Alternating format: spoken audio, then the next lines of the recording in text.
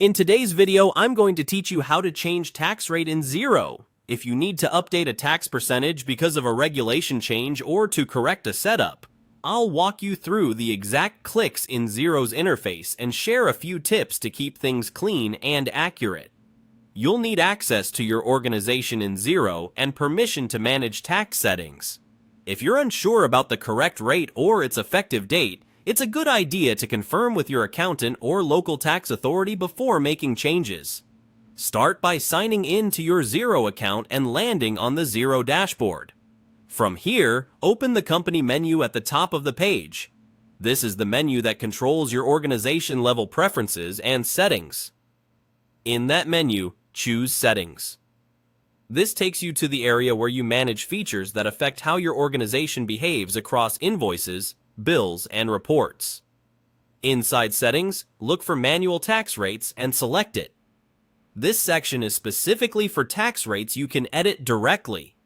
Depending on your region, some system tax rates may be locked by Xero or your tax agency's rules, but manual tax rates are the ones you control.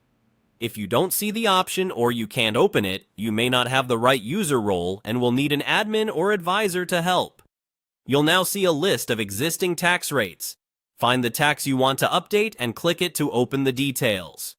On the tax rate screen, review the name and description to make sure you're editing the correct item.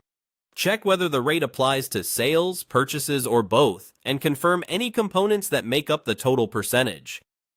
Carefully update the percentage to the new rate required. Keep the naming clear and consistent so it's obvious to your teammates which rate to use on invoices and bills. If your jurisdiction requires separate rates for sales and purchases, ensure each side reflects the correct percentage. When you're confident the details are correct, click Save. Xero will store the updated rate and make it available the next time you select that tax on a transaction. Typically, existing posted transactions aren't changed retroactively, so your update affects new activity going forward. After saving, it's smart to create your next invoice or bill as you normally would and confirm that the updated tax percentage appears in the tax dropdown. If something looks off, return to the same manual tax rate screen and adjust. That's it. Your manual tax rate is now updated in Xero and you're ready to keep your invoicing and purchasing compliant and consistent.